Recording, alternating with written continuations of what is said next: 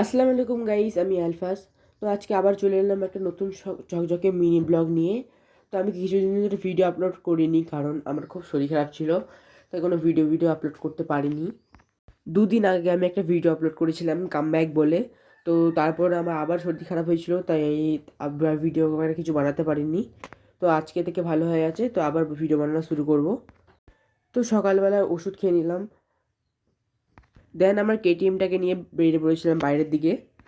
একটু দরকার ছিল, তাই দোকানে যাচ্ছিলাম।